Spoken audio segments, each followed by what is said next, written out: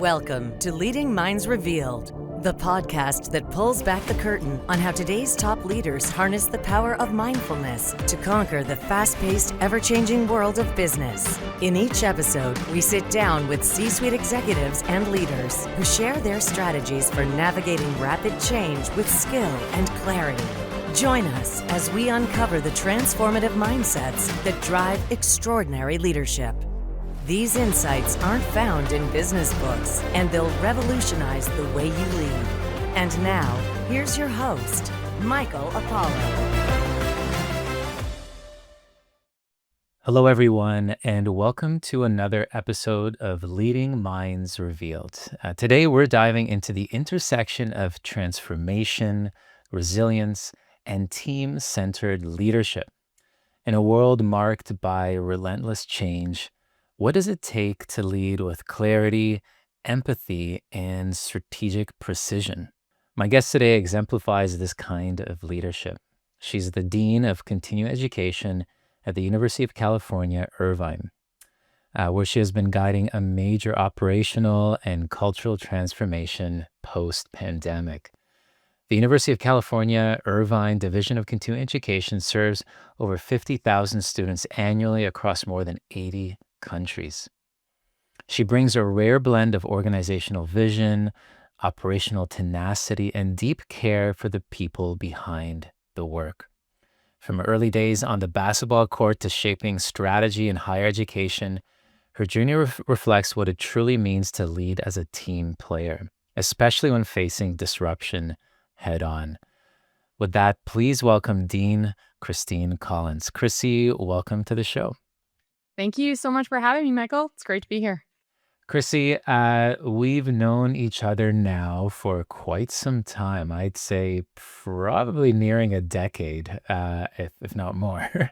And at our time when you were at University of Toronto and leading the School of Continuing Studies over there. And something that just really struck me was how much energy, vitality, and joy that you just bring to the work that you do. And I noticed that everybody around you would sort of feel that energy. And when you weren't there anymore, it shifted, that energy is magnetic and you just want more of it. And so I'm really excited to spend this time with you and to explore that energy. And I know before when we were prepping for this episode, this is a theme that really came up here. And so I'd love to know from your perspective, why is being a team player such an important aspect of leadership, especially during times of transformation and disruption?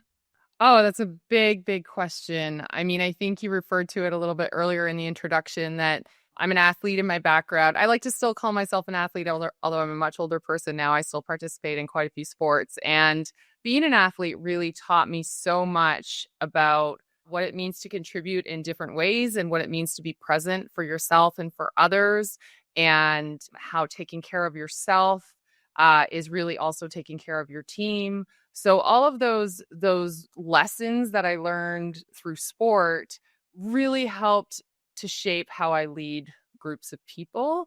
And I've always seen myself as a teammate in all aspects of my life. So whether that's in your family, your broader family, in your community, at work, we all bring something special to the table, and everybody has special gifts. And recognizing those gifts and not being in competition with one another, but being in community with one another, we're really able to maximize all those gifts and bring them to the fore. So that aspect of team, whether I'm leading the team as the person in charge or a member of a team that has a minor role, is just so important, because I recognize, when you're present, when you're part of something, you can achieve bigger things together. And so that's always been my approach in my life, is that even when I got married to my spouse, we committed to each other to be teammates for life, that, we want to maximize and bring out the best in each other. And that's really what it means to be a team player and a team leader for me. So that's everything. I really feel that. Even when we talk about our staff here, I call them teammates. I don't love the term staff. I love thinking and naming everyone as part of a team, part of something. So that's just kind of how I've shaped and framed most of my life. And so when everything is changing, especially right now, it seems like almost every um, guest I have on this on this pod is the common theme is uncertainty. It's unpredictability, massive change, disruption. Sometimes we might think that we need to like have more of like a command and control.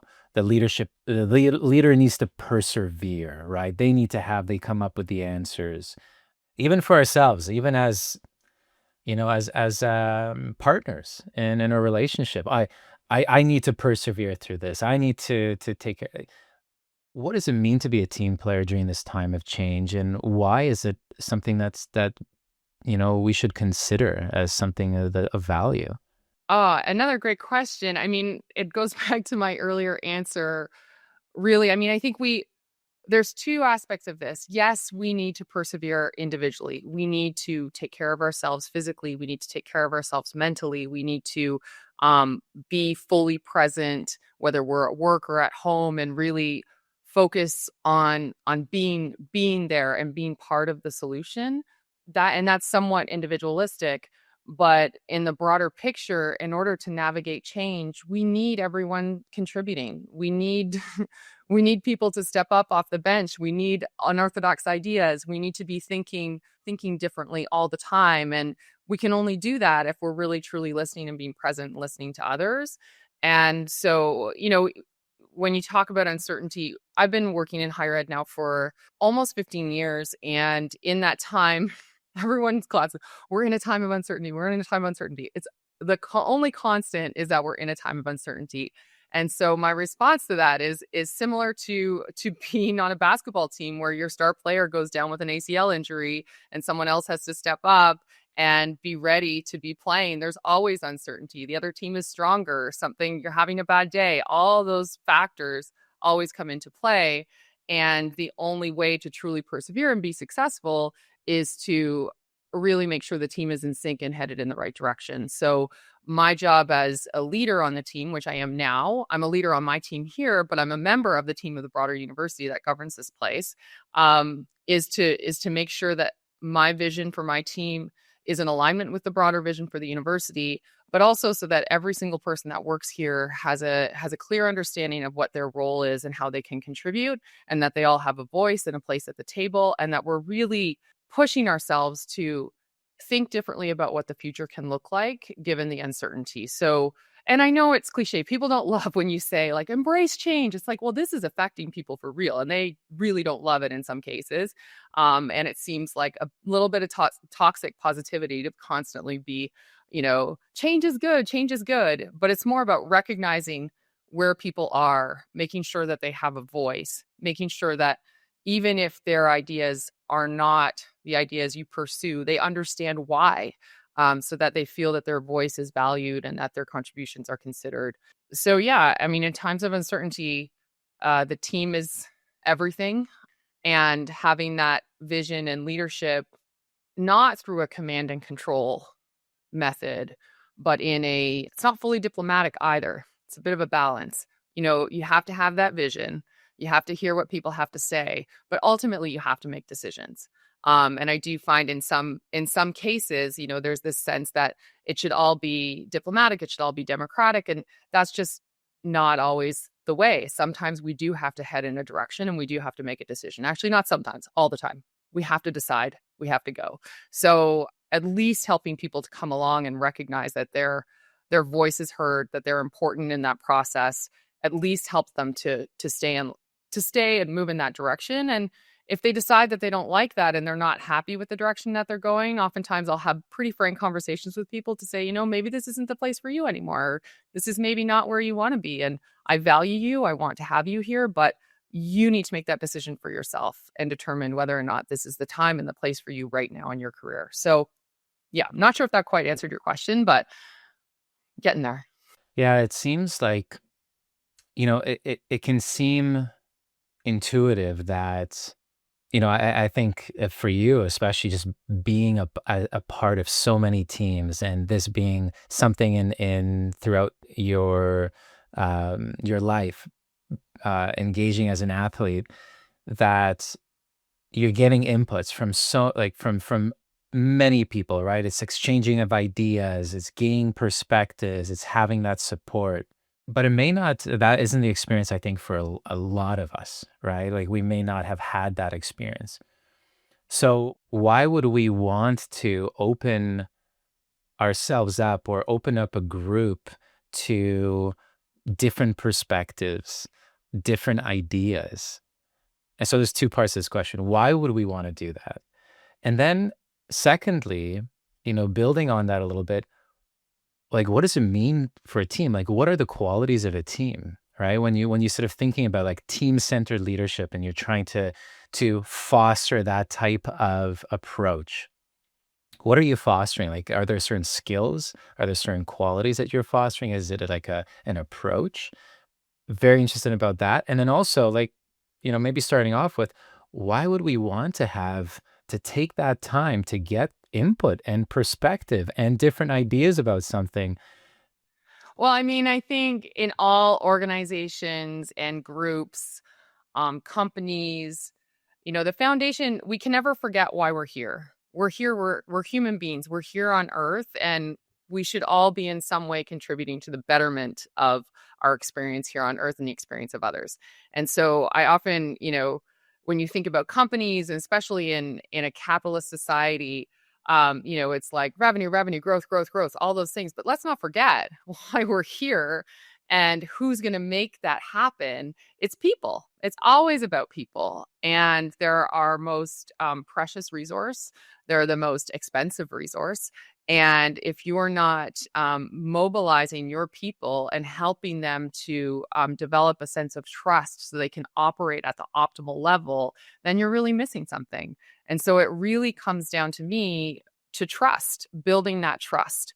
If you're making top-down decisions and imposing those decisions on people without any level of consultation, or you're not taking the time to listen to your team members, or you're not involving multiple voices at the table and making unilateral decisions, they may be good decisions. They may be the right decision for profitability. They might be. But if you're not able to mobilize all of the people to make it happen, you're nowhere. You're dead in the water. You're on your own with your ideas and you're incredibly frustrated. And I'll admit there have been many moments in my career and in my life where we've had to make a decision quickly. We've not had the appropriate consultation. I knew it was the right thing to do and there just wasn't time. And it has been really hard to implement those changes. Really, really difficult. So putting in that time up front to build the trust in the team is really what makes a team and an organization successful. And I'll be completely honest, it's very, very difficult to do when you're coming into a team that was established before you got there, especially as a senior leader. So the culture's entrenched, the people are entrenched, and you're coming in with a totally different philosophy and way of leading. And it feels oftentimes, and in my current role, I feel this quite a bit, like I'm that ship stuck in the Suez Canal. I remember when the ship with all the shipping containers couldn't move and everything was getting backed up because the ship just wouldn't move.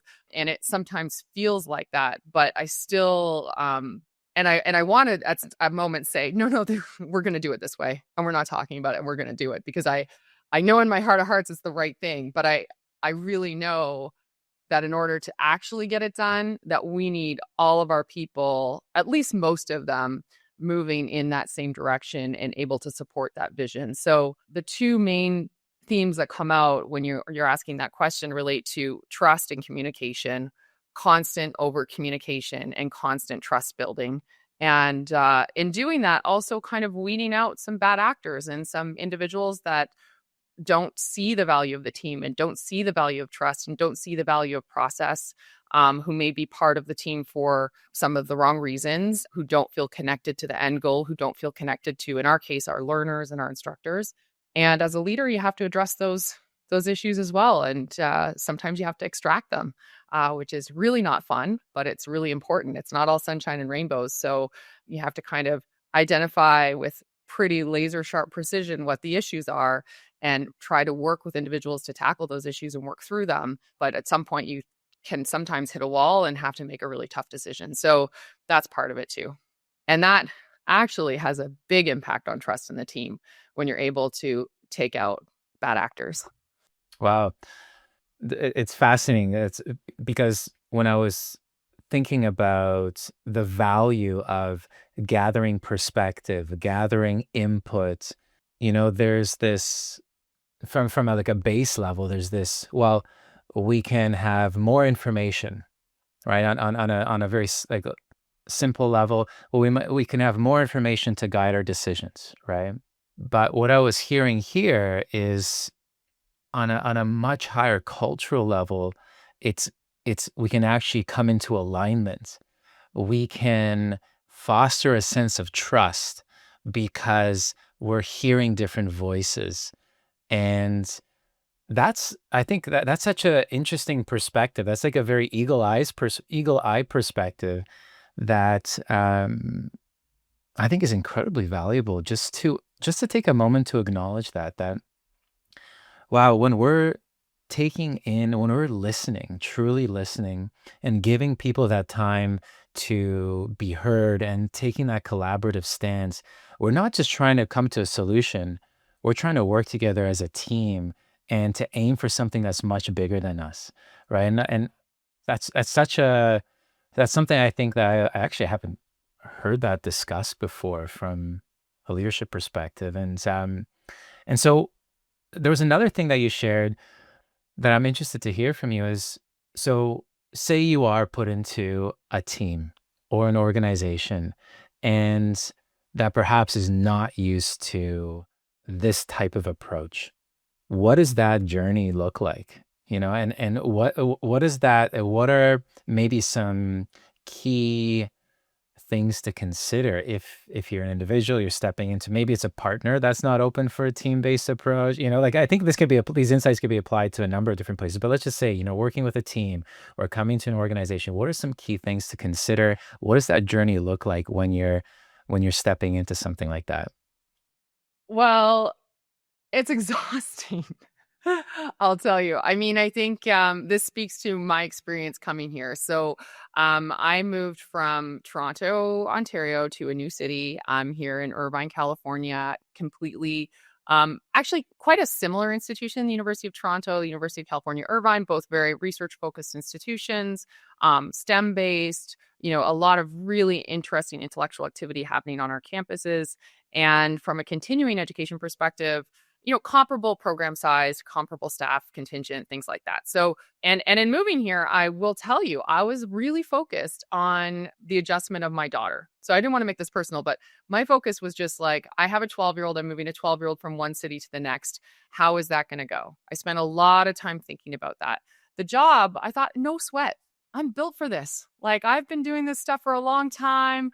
I know what to do. I know how to handle the finances. I know how to handle the people. I know how to handle the programming. These are things that I really know. I really know well. So I have no worries about them. And Michael, this was my biggest mistake because my daughter, incredibly resilient, no problem, really adjusted well to the culture, made a lot of friends, got busy. Her life is like on a great path.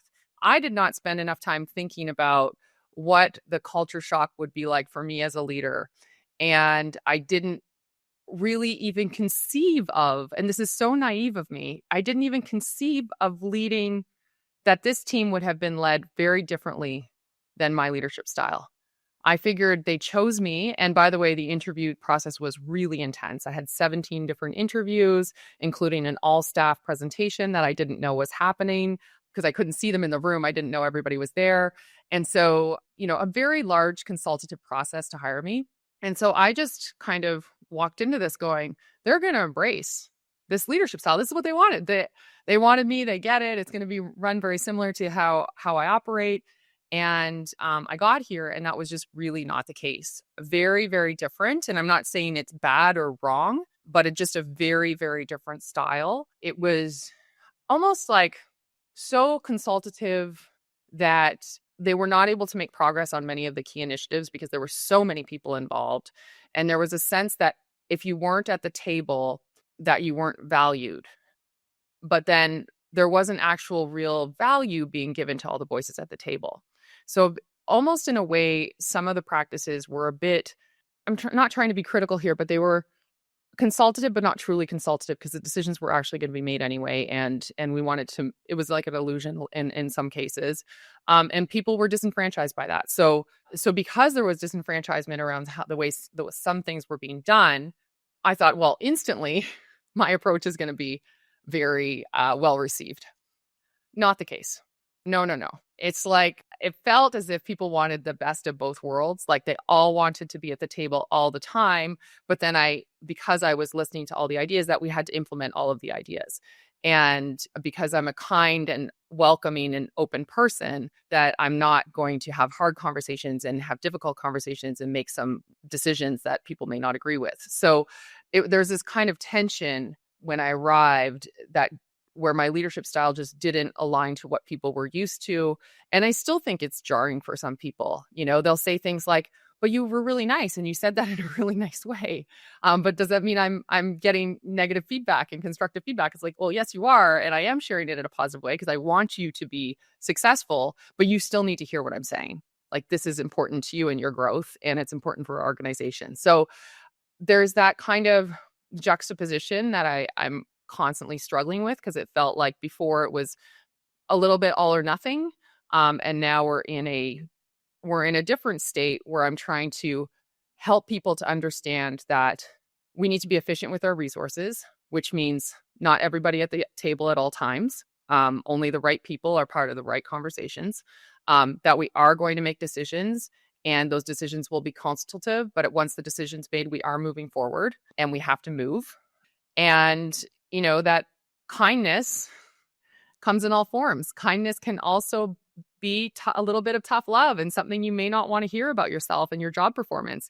That's actually kindness. The fact that someone like me is taking the time to spend time with you to talk about what you need to work on is not because I don't care about you. It's the opposite. I care about you, and that's why I'm taking the time to spend time to help you to develop.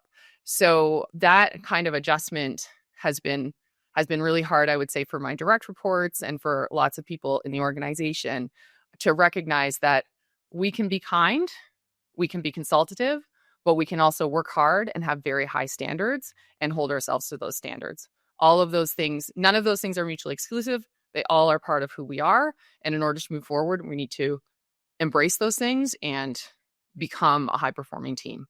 So the journey has been a lot more difficult than I anticipated.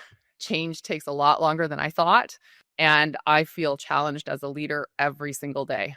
There's something in a blind spot that I didn't see, that I didn't anticipate, something that I said that was off-putting in some way. And instead of being rattled by that, I'm trying to really embrace that. If someone has the courage to tell me where I'm slipping up, that's a positive thing. That means I've created a condition where, or an environment where that's welcome and that's positive, and that I really should look and think about that. So, what a trip. It seems like there's almost like it's a transformation. Like if you're going to bring in a transformation to any culture, and almost like integrating it to any culture or operations, and moving it towards working in a different way. And I know that where your sight line is the future, right? You're anticipating the future that's coming. I know for higher education, for example, it's very uncertain. There's a lot of disruption that's happening right now, digital disruption in particular, and changing patterns in terms of how people consume learning and all of that. This is something that we can speak to a lot of, both on AI and access to information, etc. Adoption of new technologies. That very clear communication, having tough conversations, being sensitive, but also being direct and frank, are all really, really important key tenets, because it doesn't seem like there's one simple solution in terms of how you could integrate into a new team or to support a team adopting like a team-centered approach. But it's almost like, how do you stay resilient as a leader to help the team meet their full potential? And it can be, and also acknowledging how hard it can be, right? And I want to bring it back to something else that you spoke about Because it seemed as well as you're learning just a lot about your leadership style before we dive into that too. But you mentioned as a member of a team that it starts by taking care of yourself. And I've heard that from a number of leaders I've been discussing with that. If that framework, if that foundation isn't there, that's where you start from, right? That's sort of becoming a universal truth that I'm hearing from a lot of people.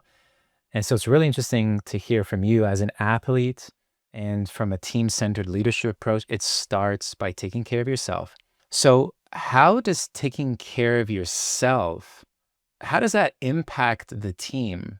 And what are some of the ways that you find are like really important to take care of yourself as a leader to support you through this time? Well, when I really think about it, and I haven't always been this way, is I want to be an even keeled, grounding force for the people that I work with. I want to be a person who, when they come to me with a crisis, I can hear them, I can absorb their stress, and I can calm them down and work through how we're going to solve the issue. I want to have a consistent mood. So I generally like to be a very positive, laid back person. I like to joke around. I like to lighten the mood. It's really important to me that I'm additive to a situation, that I'm not extracting energy, that I'm not making people feel nervous around me or stressing them out in any way. I don't want to have that effect on people. I want people to feel comfortable and open. And in order to do that, I need to be I need to be calm in my life. I need to be centered, and I need to, feel good about my body, feel good about my mind, and just feel like I can handle the day. And so I have like wild hair today because I swam this morning. So I generally swim before work, and physical fitness has always been really important to me. So, and when I swim, swimming is just such a meditative, beautiful sport. You just think about all of your worries. I often feel bad for the pool because the pool holds all of my concerns and worries. They're all in the pool.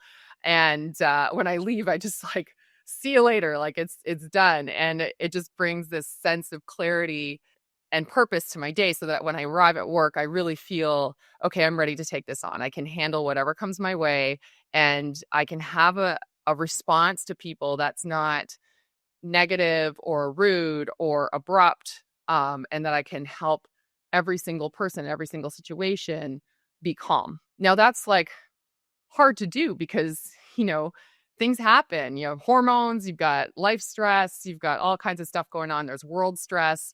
And so it is tough to be even keeled. But I think that focus on trying to be that person for people and in my home life has like really helped. I just in general in this lifetime do not want to be a person that takes away. I want to add value. And I just really try and focus on that, and so that people just aren't fearful. I think being afraid of your boss or your leader, or feeling really nervous around them, doesn't lead to the best work, and it doesn't lead to honesty and trust. And so I really try to aim to be that grounding force. I'm sure if you met some people on my teams over the years, they would say I'm not that, and I've been working on it. And even now, you have slip ups from time to time, but that's generally what I want to be and try to be in my life. And I find it does help because it does help the team then feel at ease. Yeah, it's interesting thinking about team building principles. The fear is antithetical to trust. This is something that comes up repeatedly looking at every, the five dysfunctions of high performing teams. It's sort of fear, and that's like the foundation. If you have that, it's just everything is dysfunctional. And I'm interested, like you talk about your approach that you're taking things from a space of kindness, and to be completely honest, I felt that from the start. Every time I've interacted with you over the years, it comes back to that sense of vitality, that sense of kindness and curiosity that you just bring, and which is magnetic. There's an attraction element to it. And I'm curious how much, like, and this is viewing, I know in Canada, a lot of us Canadians are viewed as extremely kind people, noted around the world. I've had the privilege of traveling the world extensively, but circumnavigated a couple of times. And the going sort of element around our culture is this kind culture, right? And there's a strength that you bring too. And I'm interested around from a cultural perspective, how has that meshing been, from bringing that, and is your kindness maybe linked a little bit to your Canadianism? And then as well, being in the US, I know my good friends south of border they've got a unique flair for being very clear, very direct, and maybe at the degree of maybe even abrasive at times, and valuing that too, right? There's a strength to that. Fine, that's great. Anything that you're noticing that comes up around that?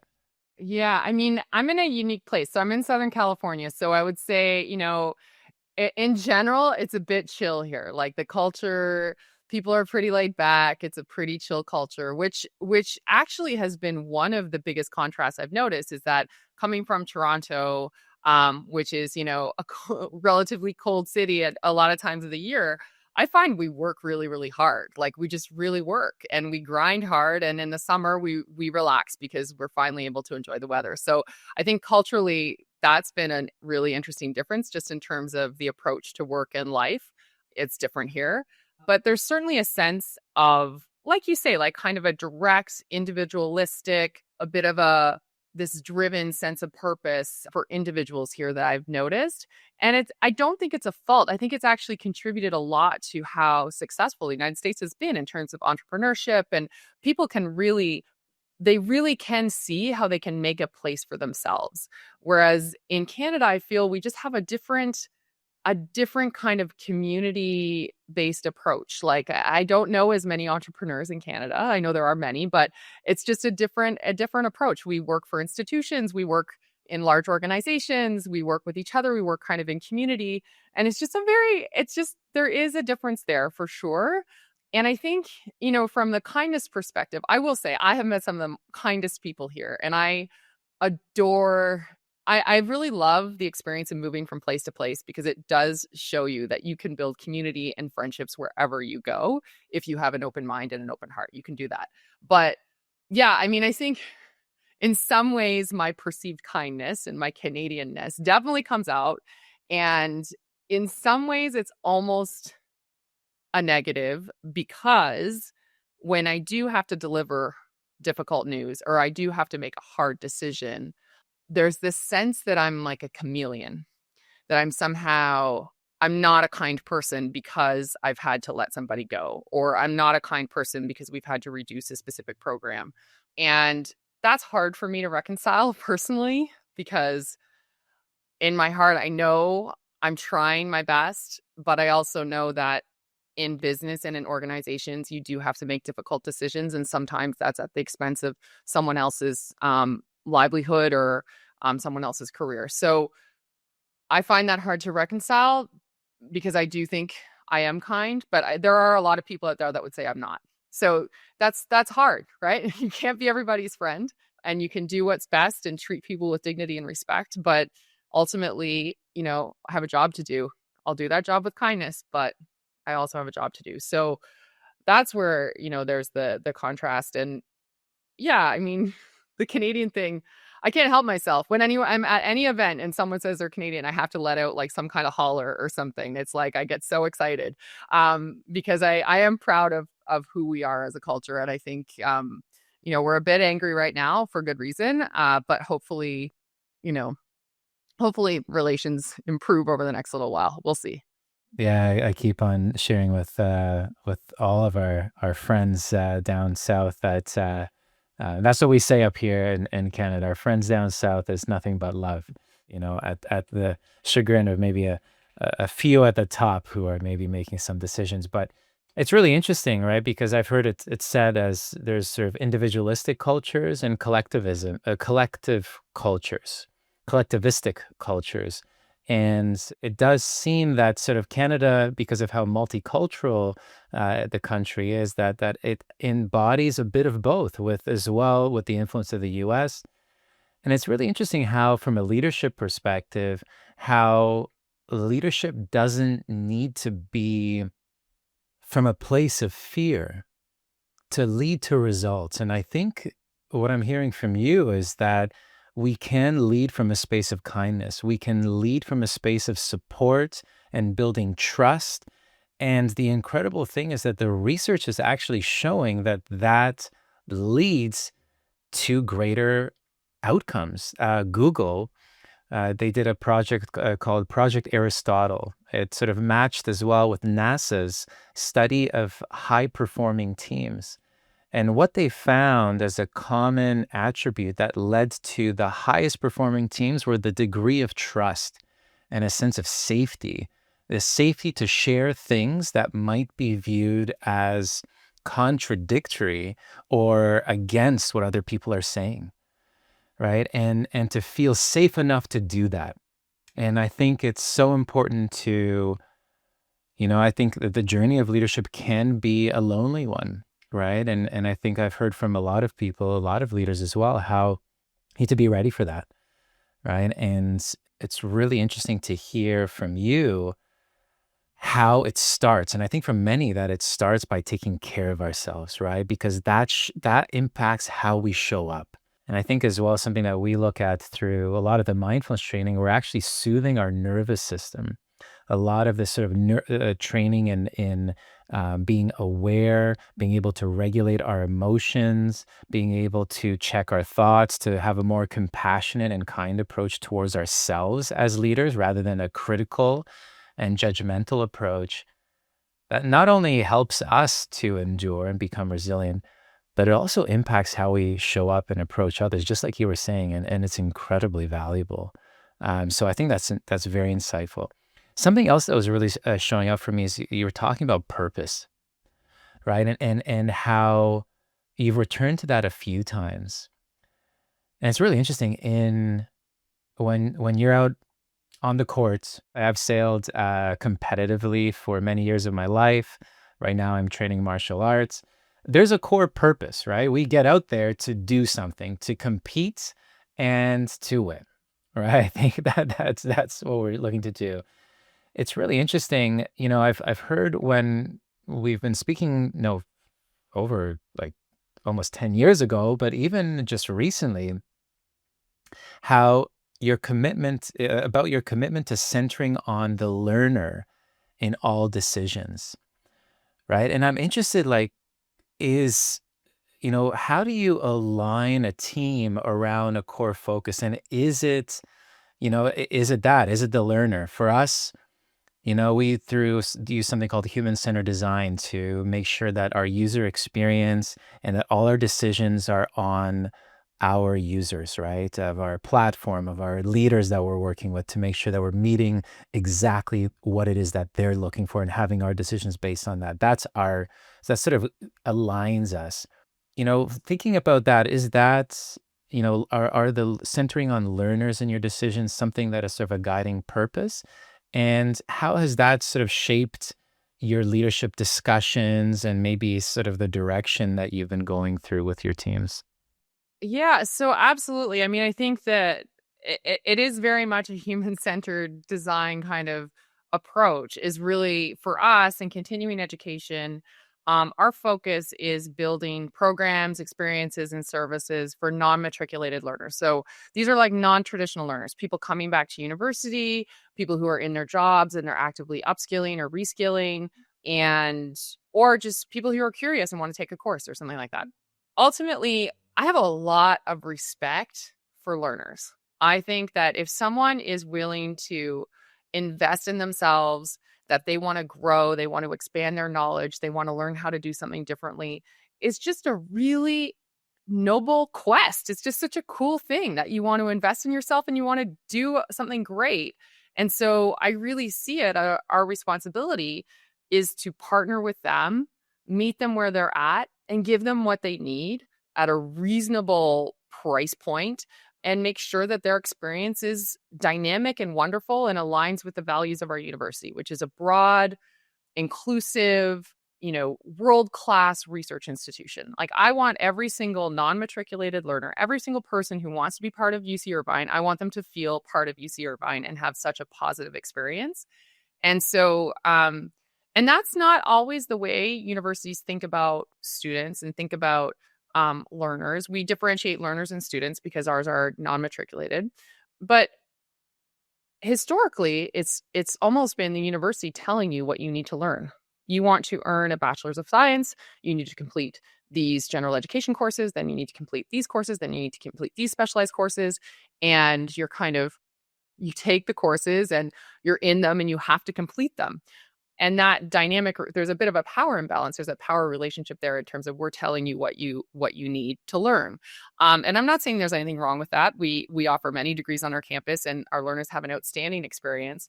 But in continuing education, those learners don't have to come to us. They don't. They can go anywhere to learn. And so to really compel them to come and learn with us, we need to really respect them and listen to them and understand them and build programs and services that meet their exact needs depending on where they are in their career and in their life. And so getting the team around that has not been difficult. And, we followed a similar approach at the University of Toronto. And we had many conversations about things like prerequisites and pathing, and you have to complete this many courses before you complete this course. And my philosophy on that, much to the chagrin of so many people, is kind of like, who cares? Like, why don't we give learners what they want when they want it? Why don't we trust them as adults to make the decision on their learning based on what they need? They have an inventory of what all their lived experience, all their education, they know where they're at. Why don't we just let them choose and have that experience and make it exceptional? And so the team has rallied around that here. When we built a strategic plan, when I had been here for about 6 months, we started strategic planning and we worked on our values, and learners at the center was one of our core values that we all agreed to. So that was a collaborative process. And it's great because it really helps anytime we're in a conversation and we're going off on a tangent, we're trying to resolve an issue, we're not sure how to build a policy. We really try and bring it back to, okay, what makes the most sense for learners? And that really helps us to make a decision. And for folks that aren't necessarily on board, they can at least see, oh, okay, actually that does make the most sense for learners. It may be more work for me. It may make things more complicated, but that's the best decision. So yeah, centering it around the learner is just, I think in our field, so important, and kind of adjust the dynamic between, we're telling you what you need to do versus we're partnering with you on your life's journey. So it's just a little bit different. Yeah, values and really being clear on what is guiding the decisions that we're making comes up quite often from a leadership perspective as very grounding in the face of so much uncertainty and change. You could always sort of return back to these sort of core values. It's really interesting thinking about in any industry, in any organization, what are those guiding values? And in particular, who are you serving, right? And having that always, and coming back to making decisions from that perspective, because we get so caught up in our own ideas that they may not serve the greater goal that we're looking to advance. And so, you've mentioned, we've covered so much here, and something that was coming up for me, especially around, your experience as an athlete, are how do you manage this reality of both as a leader being a coach and also being a team player at the same time? That's it might be just an idea coming up for me, but I'm actively working with my teams. I'm getting in and dirty, getting into the trenches when I need to, but I'm also needing to coach and to step into that role. What is the relationship between that for you on a day-to-day basis? Yeah, I mean, I think you just said it. It's the getting, and this does drive people crazy, by the way, and they're not used to it, is getting into the work, right? So, helping out starting the shared documents, like forming the proposals, getting in there and doing the work with people. They're not used to that. My predecessor was a big time visionary. He was out in the world, and I'm trying to do both and navigate both. I also really like that work. I like getting in there. I like building programs. I really enjoy it.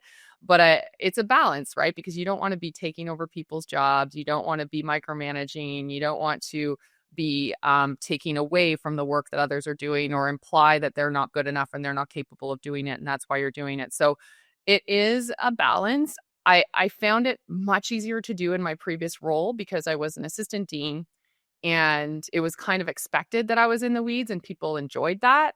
Now that I have this more lofty title, they're kind of like, why are you in our business? This is annoying. So it's kind of a balance because the way I've always really appreciated leaders that are in the trenches with me, that get it, that understand what's going on, and then they can rise above it and help us to understand where to go. I've always appreciated that style of leadership. So I try to do that, but sometimes I have to recognize, maybe step back a bit, allow people to do things and not interfere and recognize they're going to do it differently than you. And that's okay. And just be okay with it. So it's kind of a balance. And I'm not entirely sure I figured it out. I think, unfortunately, my title, it's a bit of a weird title, but it freaks people out a bit. And they don't really always like me being in their business. So where I thought, people would want me to be in there with them, they're not always comfortable with that. So it's kind of, I'm trying to navigate that. But yeah, the player coach doesn't always work, and it doesn't always work in the big leagues either. So It's really finding our style, right? And I think finding what drives us. I think I have a very similar approach where I want to get in there and I want to support as best I can. And then it's when you do get pulled in, just sort of remembering, oh, wait, remembering to take that perspective. Okay, how is this going to impact my team members? How am I pushing and driving this along too far? Am I taking away from their sense of autonomy and their ability to make their own decisions? And this is where I think mindfulness plays a really interesting role, right? It's synonymous with awareness. And I think one of the definitions is to just simply remember and to keep reminding ourselves to focus on what matters most in the moment. And so it seems like no matter what we do, it's always just sort of checking in. Oh, wait, is this the most important thing to focus on right now? Is this the most important thing for them to focus on right now? And as a leader, we almost need to step into all these different roles, or at least be aware of them. And I'm really hearing that from you. And and I remember when we were talking. You were speaking about your father's influence as a professional athlete, and there was resilience, discipline, reinvention. There's almost like this continual sort of freshness that he sort of brought to his interactions with you. And I'm interested, what did he instill in you that sort of continues to shape how you navigate leadership challenges? yeah, so my dad was a professional football player, and he also was a track athlete and basketball player. He played kind of all the sports, but he went pro in football. And he kind of brought us up with this, first of all, a sense of always be ready. We drove around with every bit of sports equipment in the back of our car so that if there was any lull in the day, we were playing tennis, we were shooting hoops, we were doing something. Like, there was everything, shoes, balls, all the things were in the trunk. It was a bit smelly, but we were always kind of ready to fill our day with something fun together. And he, I think the fun component is one of the biggest things my dad has taught me, is just, whatever you're doing, you make it fun. You just gotta make it fun. And even if it's, you're having a hard time at work and things are really tough, like, don't go home and sit and feel sorry for yourself. Go out and play basketball, or go for a walk with friends. Like, make sure that you're making it fun and you're making the most of every day. And I think, he really taught us that. He taught us to get back up, not feel sorry for ourselves kind of all the time. So unless it was a very serious injury, we would keep playing. And so, just that idea of just resilience, keep moving, forward motion, making it fun, and always having a bit of a sense of humor in a situation. I'll never forget my dad. Like, he picked me up once from summer camp. I worked at a sports camp for a long time, and I had broken both of my fingers. You can still see. And I was planning to play college basketball in the fall, and he picked me up to bring me to an orthopedic surgeon's appointment. And I was 18 years old, or 19 years old. I was just about to go to university in Ontario, which, by the way, is late. And the surgeon said, we'll take you next week. We need to surgically repair both of your hands, because I had two broken baby fingers. And I was devastated because it meant I would not be playing basketball in college. I would be recovering. I would be starting a freshman with two casts on my hands. Like, this is a no-go. So I was a nightmare. I had a temper tantrum. I bawled my eyes out. I was so devastated, so devastated. And my dad, I'll never forget, he just looked at me and he said, "We're getting a milkshake." We went and got a milkshake. He kind of was like, "Drink the milkshake, suck it up, and you don't have to get your hands fixed." Basically, like, I can see this is going to be so traumatic for you. And he just drove me back to sports camp, and I continued to work the rest of the summer with my hands all mangled. And now you see I'm 46 years old and I've got still my very terrible pinkies. But I think, the lesson in that was just like, you know what, these things are not life threatening. This isn't the end of the world. You're having a reaction, a stress reaction. It's fine. The suitable antidote to that is a milkshake. I'm going to bring you back to camp and life goes on, and you're going to go play basketball with your funny fingers and that'll be fine. So I don't know if there's a real lesson in that, except to say, like, he's just always been a person for me who, values movement, values presence, values leadership. He was a school teacher, and school teachers are natural leaders. And then also just the sense of resilience, and life goes on. And, you kind of have to live with the decisions that you make. And I do every day.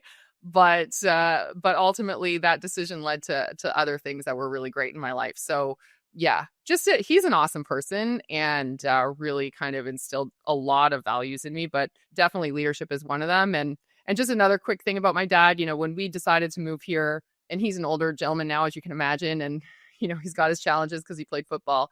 But as we were leaving, lots of people were like really uncertain about us moving to the United States, and then to move so far away, and to move so far away with a child.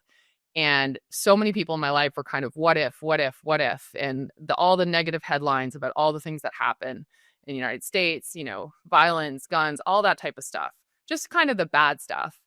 And my dad was just in floods of tears and just yelling at me in the driveway, like, "Go, go. I'm so proud of you. I'm so proud of you." And he was just like my number one big supporter.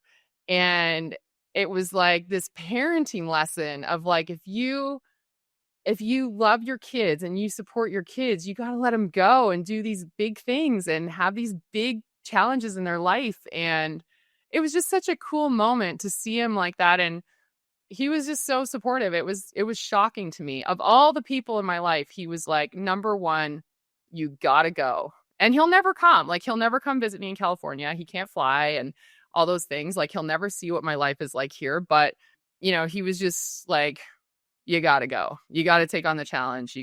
You're ready, go. So yeah. Anyway, get me talking about my dad. I could talk for another hour. Sorry, I'll stop. Oh, wow. That's incredibly inspiring. I think inspires me as being a young parent, to 9 and 7-year-olds, as you know. There's so many life lessons there and leadership lessons to unpack, and it's incredible the impact that our upbringing can have on who we are, and how important that mindset. I think all of us can be reminded of how important it is to freshen up, shake up what we think is happening, and to take a step back and to gain that perspective. Be it by a milkshake or a walk or a talk with somebody that, has our back, and or practices like going for a swim, right? All of these are so important to step out of all these different scenarios that we're being put into, and then to get back into it and to do our best and to pursue that passion and to explore new ways of moving forward and to have that discipline to have that staying power, and also knowing when to step out of it, right? To step back and say, hey, this is not something that's going to serve me right now. And maybe I need to take a different path, right? And being okay with that. And I think that that final send-off that he did for you, I think is a reminder for us to be really gentle with ourselves. There could be so much negativity that we could feed ourselves and so much negativity that can be fed to us from media and others, that how can we be kind to ourselves and to others, and the impact that can have, the ripple that can have in people's lives. So I'm grateful for you sharing that story, Chrissy. And I think, this conversation has been really just, energizing, full of vitality, so much wisdom here. Is there anything that you'd like to highlight or to promote, whether it's a project that you see Irvine or a message to other leaders in the education space, and maybe even a way for people to get in contact with you? I mean, sure. I always want to talk about what we do at UC Irvine. I just think it's a really special gem here in Southern California. So certainly come visit us, check us out, take a course with us. Would love to see that. I mean, I think my message for other leaders, I don't think I'm a leader of leaders. I just am trying my very best. And so I think we're just constantly learning. And this is what it is. We've never achieved our ultimate goal as leaders. We never get to rest. This is a lifelong project of trying to be better.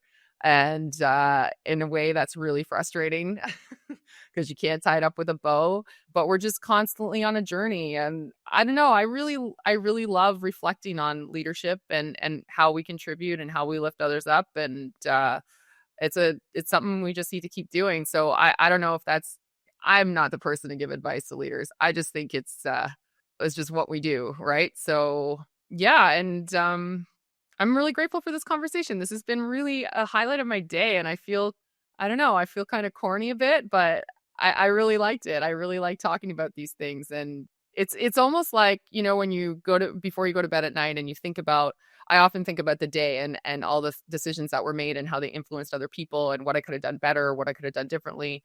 And this was just the out loud version of that. And I appreciate that. That's pretty fun. So thank you so much, Michael. Well, thank you so much, Chrissy, for this thoughtful, energizing conversation. Your commitment to leading with clarity, care, and courage is inspiring, and it's something that I know will resonate deeply with our listener.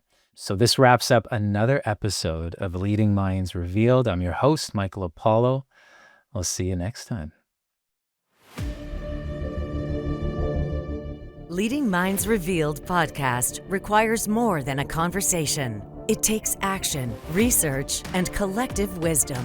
If today's episode resonated with you, we'd love to hear your insights, join the conversation, and help us shape the future together. We'll be back with more stories, strategies, and real-world solutions that are making a difference for everyone. In the meantime, be sure to subscribe, rate, write a review, and share it with someone you think would benefit from it too. Thanks for listening, and see you on the next episode.